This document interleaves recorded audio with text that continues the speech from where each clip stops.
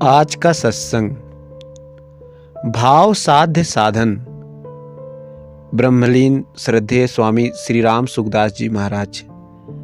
सत्संग में जितनी बातें सुनी जाएं, उन बातों में से जो अच्छी बातें मालूम दें उन्हें चुन चुन करके याद कर लें, नोट कर लें और उनके अनुसार अपना जीवन बिताएं।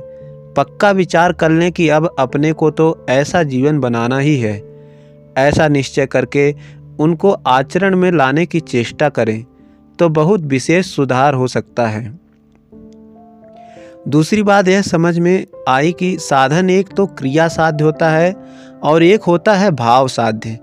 क्रिया साध्य साधन की अपेक्षा भाव साध्य साधन अधिक मूल्यवान होता है, श्रेष्ठ होता है और भाव साध्य साधन है भी सुगम। क्रिया में तो उद्योग करना पड़ता है, परिश्रम करना पड़ता है, परंतु भाव में तो ऐसा मानकर अपना भाव बना लेना पड़ता है जिससे साधन सुगमता से बनता है। भाव भी दो तरह के होते हैं, एक भाव कठिन होता है और एक भाव सुगम होता है। जैसे मन की एकाग्रता अर्थात मन में कुछ भी स्फुरना ना हो आदि, तो यह साधन कठिन है। पर ऐसा भाव कि भगवान मेरे हैं, मैं भगवान का हूँ, यह भाव सुगमता से बनाया जा सकता है। मनुष्य यदि चाहे कि मैं भगवान के साथ अपना संबंध जोड़ लूं तो वह जब चाहे तभी जोड़ सकता है, और संसार के साथ तोड़ना चाहे तो वह चाहे तभी तोड़ सकता है। अतः यह साधन सुगम है, बहुत मूल्यवान है। जैसे विवाह होता है तो लड़की मान लेती है कि यह मेरा पति है और वह लड़का मान लेता है कि यह मेरी स्त्री है। ऐसा मानने पर उम्र भर वही संबंध रहता है। पति के मर जाने पर भी वह स्त्री वही संबंध माने रहती है कि मैं अमुक की स्त्री हूँ। उसका नाम सुनने पर मन में असर पड़ता है, चौकन्नी सी हो जाती है कि किसका नाम लिया इन्होंने। मरने के बाद 50 वर्ष हो जाएं तब भी उसके वही बात रहती है, कारण कि उसका मन से संबंध हो गया कि ये मेरे पति हैं, यह मेरे पति का नाम है। इसी तरह भगवान के साथ अपनापन हो जाए तो फिर कुछ करना नहीं पड़ता। भगवान मेरे हैं, भगवान का नाम लेते ही मन में आए कि ओहो, हमारे प्रभु का नाम ले रहे हैं।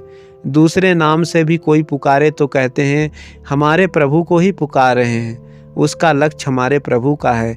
ऐसा समझकर उसे आनंद आता है और वह पुस्तक पढ़ता है और उसमें कहीं भगवान का नाम हो, भगवान की लीला हो, गुण हो, भगवान के संबंध की भी कोई बातें हो तो वह उसको बड़ी प्रिय लगती है और सुनने में भी बड़ा आनंद आता है तथा अपनापन प्रतीत होता है।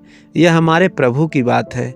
इस तरह भाव बना लिया जाए तो बड़ी सुगमता से मनुष्य की उन्नति हो सकती है और भाव बनने पर उस भाव के अनुसार आप से आप क्रियाएं होने लगती हैं।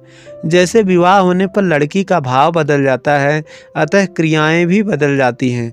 उसी प्रकार लोग भी कहने लग जाते हैं कि तू बालक थोड़ी है, तेरा विवाह हो चुका है, यूं कैसे चलती है, मेरी शादी हो चुकी है। इसी तरह जो साधन भजन करते हैं कि भगवान के हो जाते हैं, उनके मन का भी भाव बदलता है और वे गड़बड़ी करते हैं तो दूसरे भी कह देते हैं तुम तो सत्संग करने वाले हो, तुम भजन ध्यान करने वाले हो, यूं कैसे करते हो, सत्संग करते हो और झूठ बोलते हो, क्या तुम पाप से नहीं डरते, तुम्हें पाप नहीं लगता।